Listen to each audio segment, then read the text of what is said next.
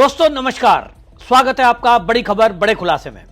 दोस्तों, पाकिस्तान के प्रधानमंत्री का फर्जीवाड़ा इस कदर खुला कि पूरी दुनिया में उनकी थू थू हो रही है। दुनिया के लोग कह रहे हैं कि यह पहला देश है जो हार कर भी जश्न मना रहा है। ये सबने देखा कि भारत ने किस तरह से वहां ताबड़तोड़ हमले किए, 9 आतंकी ठिकाने ध्वस्त कर दिए, 11 उनके एयरबेस को ध्वस्त कर दिया और उसके बाद भी वो भंगड़ा पा रहे हैं। तो लोग कह रहे हैं कि ये वो देश है जो फर्जी आधार पर यह बना था, क्योंकि भारत के साथ धोखा करके बने थे कि सही है, हम तो धर्म के आधार पर अलग देश चाहते हैं, हम इनके साथ नहीं रह सकते। और आज वही भारत में इंटरफेयर कर रहे हैं। और इस समय शहबाज शरीफ का मजाक जो उड़ रहा है वो मुद्दा है आर्मी चीफ जो मुनीर है, उनको फील्ड मार्शल बना दिया गया और बात क्या बताई गई कि हमने युद्ध जीत लिया। और जो ये हमारे सेना का अध्यक्ष है आसिफ मुनीर, इन्होंने बड़ा तगड़ा एक्शन लिया पाकिस्तान ने और भारत के 5 फाइटर जेट गिरा दिए, 11 हवाई अड्डे उड़ा दिए। हमारे जो पटना है वहां कोई पोर्ट नहीं है लेकिन वहां भी पोर्ट उड़ा दिया और एक गुड़गांव का भी पोर्ट उड़ा दिया। बताओ, गुड़गांव में कहीं समुद्र है, लेकिन इन्होंने उड़ा दिया। यानी कुल मिलाकर फर्जीवाड़ा, सोशल मीडिया के माध्यम से फेक न्यूज, पत्रकारों पे बंदिश और भारत का जो मीडिया है उसको बैन करके एक इन्होंने जो फर्जी गुब्बारे में हवा भरी, उसका नतीजा है कि इनको यह दिख रहा था कि कुछ तो दिखाना है। और उसके बाद जो असंतोष फैला, वहां ये आवाजें उठ रही थी जब ये बार बार पाकिस्तान पिट रहा था और हमने कुछ ही घंटों में हमारी सेना ने जो करतब करके दिखाया, उसके बाद सवाल उठ रहा था कि आसिफ मुनीर आखिरकार कैसा जनरल है। ना इसके पास कोई इंफॉर्मेशन है, ना इनकी कोई इंटेलिजेंस है, ना इनकी सेना तैयार है और हालत यह है कि यह खुद जो है बंकर में छुप गया है। ऐसा एक सेना अध्यक्ष बंकर में छुपा है, वो सैनिकों को क्या मनोबल उनका बढ़ाएगा। और इसलिए मजाक उड़ रहा था, लोग कह रहे थे कभी भी गिरफ्तार हो सकता है, सवाल उठ रहे थे कि आंदोलन खड़े हो जाएंगे। इस सबको शांत करने के लिए एक सोची समझी रणनीति के तहत एक फॉर्मूला तैयार किया गया, गठबंधन तैयार किया गया, जिसमें आसिफ मुनीर को फील्ड मार्शल का पद दे दिया गया, जो इतिहास में दूसरा है। पाकिस्तान के इतिहास में पहले आपको पता है अयूब खान को दिया गया था और वो अयूब खान भी कैसे फील्ड मार्शल का पद उन्होंने लिया था। पहले तख्ता पलट किया 1958 में, तख्ता पलट करके फिर वो राष्ट्रपति बने और राष्ट्रपति बनके खुद को ही उन्होंने इनाम दे दिया। अब आप समझ लो इस तरह का काम करते हैं। तो आज उन्होंने ये सोचा है कि भाई किस तरह से अब जनता का आक्रोश है, उधर इमरान खान की पार्टी और उनके लोग जो है सिंध में आंदोलन कर रहे हैं और पूरे दुनिया में थूथू हो गई, बेइज्जती हो गई। तो क्या किया जाए? तो आपको बता दूं, आसिफ मुनीर, शहबाज शरीफ और भुट्टो जरदारी, राष्ट्रपति है ना, ये तीनों लोग मिल गए और इन्होंने कहा कि किसी तरह ये जो इमरान खान है इसकी ना तो पार्टी ना इमरान खान को आने देना है। और उसके लिए क्या करते हैं, चलिए शहबाज शरीफ जो है उसको कह दिया तुम प्रधानमंत्री रहो, मौज करते रहो। भुट्टो को कह दिया तुम राष्ट्रपति हो, राष्ट्रपति रहो। तो भाई मुनीर आसिफ जो है कह रहा मैं सेना का अध्यक्ष नहीं रहूंगा, भाई मुझे भी कोई प्रमोशन वाली पोस्ट दो। तो तीनों मिलकर के ऐश करते हैं और इसीलिए फील्ड मार्शल की पोस्ट ले ली गई और ये तय हो गया कि अब जब तक ये फील्ड मार्शल तो है ही है, फिर राष्ट्रपति के बाद भुट्टो जरदारी के बाद राष्ट्रपति भी बन सकते हैं साहब।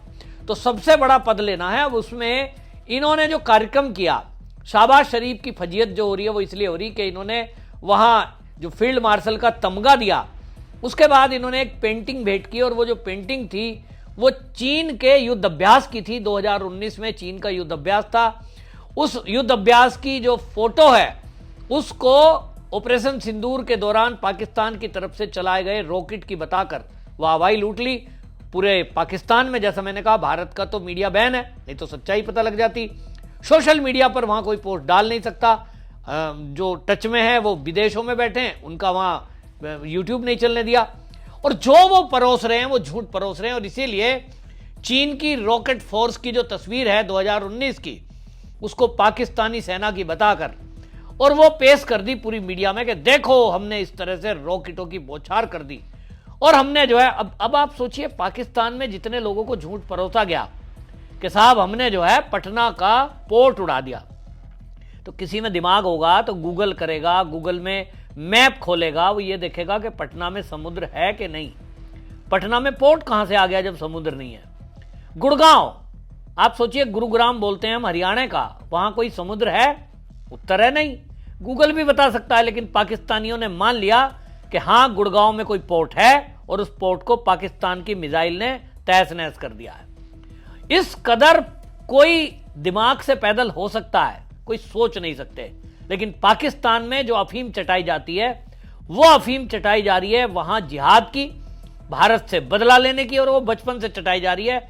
और एक अफीम उस बात की है कि हम कश्मीर को वापस लेंगे, कश्मीर को आजाद कराएंगे। जो वहां प्रधानमंत्री आता है, जो सेना अध्यक्ष आता है, बस कश्मीर के नाम पर चंदा जुटाता है, यानी मौज करता है, विदेशों में अपने बच्चों को पढ़ाता है और अरबों खरबों रुपया इकट्ठा कर लेता है। और सेना का जो भी अध्यक्ष रहे और बड़ी पोस्टों पर रहे, उन सबके बच्चे विदेश में, खुद के मकान विदेश में, रिटायरमेंट के बाद सेटल विदेश में। पाकिस्तान कोई नहीं रहता, क्योंकि उन्हें पता है कि पाकिस्तान में कब ना कब दंगा फसाद हो जाएगा, कहां बम ब्लास्ट हो जाएगा, कहां अब तो यह भी खतरा है सबको कि भारत कब मिसाइल छोड़ देगा। और इसलिए उन सब ने ठिकाना बना लिया है, पाकिस्तान की जनता को मरने के लिए छोड़ दिया है कि आप भूखा मरो, बंदूक उठाओ, लूटपाट करो, चाहे तो मरो। और उनको धर्म की आधार में, धर्म की आड़ में उनको जो गोली चटाई जा रही है, उसमें अब ये सारे मिल गए। राष्ट्रपति मिल गया, प्रधानमंत्री मिल गया, सेना अध्यक्ष मिल गया, अब तो उसको फील्ड मार्शल कहो साहब, फील्ड मार्शल मिल गया। तो पाकिस्तान की जनता को समझना है कि वो जो तुम्हें झूठ परोस रहे हैं, भाई आज तो मोबाइल आपके पास है, आप पढ़े लिखे नहीं है तो किसी दूसरे से कहो कि भाई गूगल करे, और गूगल करके और कोई नहीं तो बीबीसी खोल लो, वो तो भारत का चैनल नहीं है, बीबीसी चैनल लगाओ, उस पर देखो, पता करो, गूगल पे पता करो कि ये जो युद्ध हुआ है, इस युद्ध में भारत ने क्या किया तो पाकिस्तान ने क्या किया। पाकिस्तान के जो 11 हवाई अड्डे भारत बता रहा है, क्या वो वाकई में ध्वस्त हुए हैं? उसकी तो पूरी फुटेज हमने जारी की हमारी सेना ने। तो भाई जो डेड बॉडियां हैं जिस पे फातिया पढ़ा जा रहा है, वो किसका है? ये तो सवाल पूछने का है। तो अब लोगों को समझ में आएगा। लेकिन अब आपको बताऊं कि मोदी जी ने भी गुजरात में अभी एक वो भाषण दे रहे थे और उन्होंने साफ साफ कहा कि जो पाकिस्तान की सरकार और सेना है, वो आम जनता को झूठ बोल रही है, झूठ परोस रही है, और आतंक के मुद्दे पर वो घिरे हुए हैं। हमें उनको समझना होगा। और उन्होंने साफ कह दिया कि देखिए, या तो समझो, अपनी रोटी खाओ, रोटी बनाओ, कमाई करो, नहीं तो गोली लगेगी। मोदी जी का साफ इशारा है। अब यह समझना होगा पाकिस्तान की जनता को, लेकिन यह भी समझना होगा कि किस तरह के फ्रॉड लोग उनके यहां सरकार में बैठे हैं। एक देश का प्रधानमंत्री अगर इतना फर्जीवाड़ा कर सकता है कि वो फर्जी फोटो बनाकर, चीन की फोटो को अपनी फोटो बताकर, और वो मीडिया में सरेआम आर्मी चीफ को सौंप सकता है, तो सोचिए वहां सच की उम्मीद क्या है।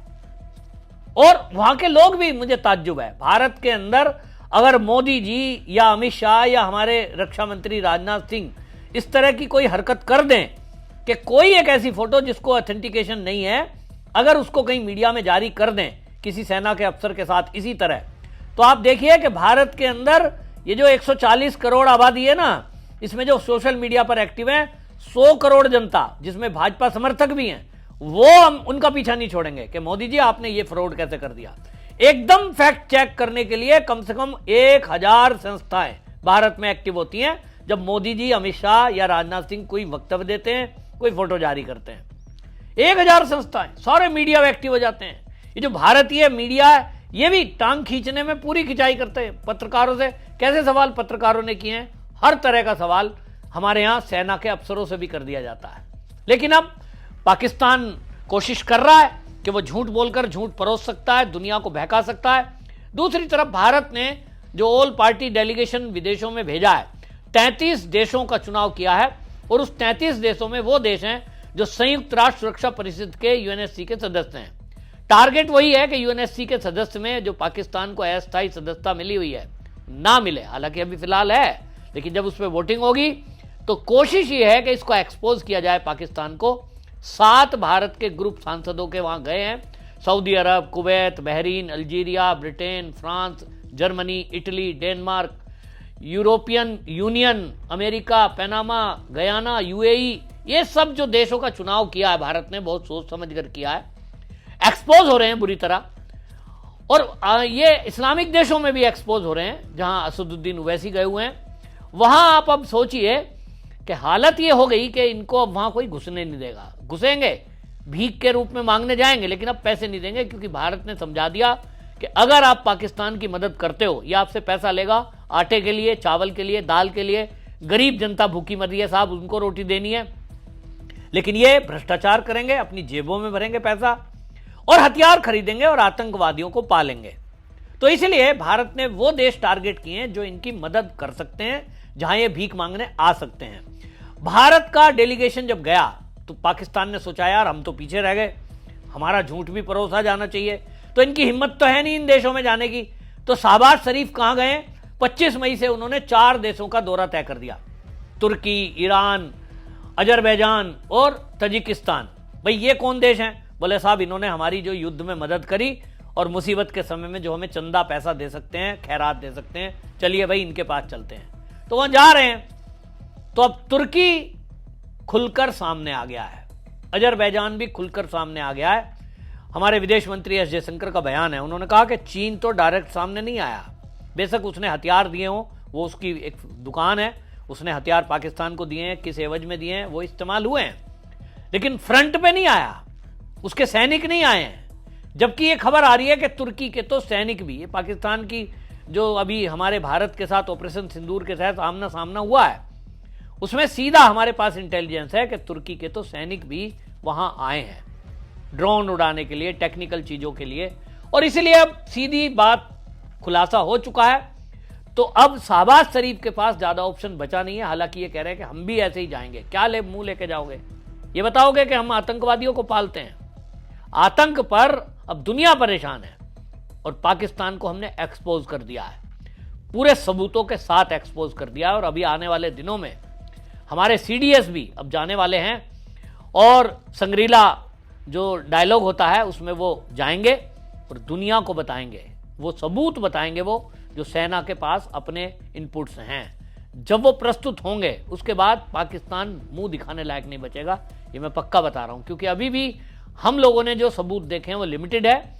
एक सीडीएस जब दूसरे सीडीएस से बात करेगा, एक सेना अध्यक्ष जब दूसरे सेना अध्यक्ष के सामने बैठेगा, तो वो टेक्निकल चीजें जो बातचीत होंगी और बारीकी से जो सबूत प्रस्तुत किए जाएंगे और वहां जो सवाल जवाब होंगे वो उस स्तर के होंगे कि उसे कोई भी सेना का बड़ा अफसर आसानी से समझ लेगा कि पाकिस्तान झूठ बोल रहा है कि भारत झूठ बोल रहा है। तो कुल मिलाकर पाकिस्तान को पूरी तरह एक्सपोज करने में भारत जुटा है। वहीं दूसरी तरफ पाकिस्तान अपनी बेवकूफियों से खुद अपना मजाक उड़वा रहा है।